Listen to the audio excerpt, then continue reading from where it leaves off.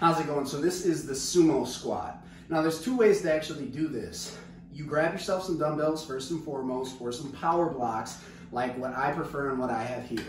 All you're going to do is you're going to place the weights, if you have two dumbbells, in between your legs and essentially squat down and back.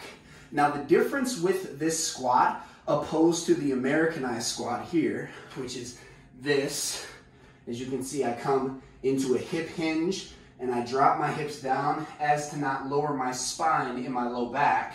The difference is this: with the sumo squat, the toes are pointed out and the knees are also pressed back. So as I'm pressing my knees back, that's an active thing. So I'm actively pressing my knees back as I come down. So what does that tell you?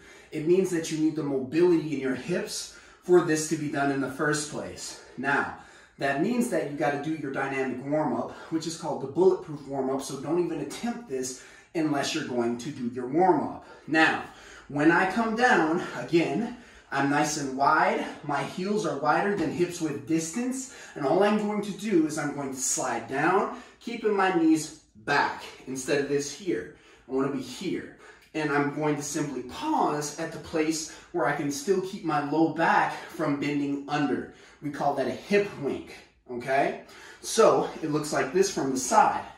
If I have two dumbbells, which I would actually recommend, from the side it looks like this. I'm wide, toes are pointing out, hips are back, knees are out and back, and we look like this.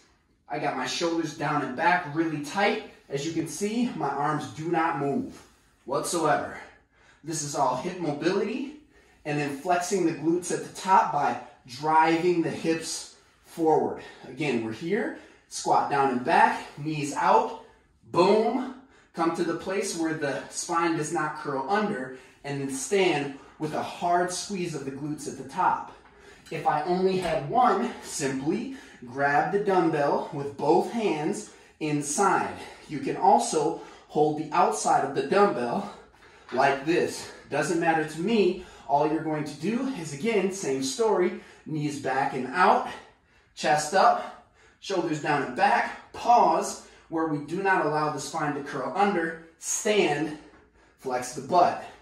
From the back, here it is.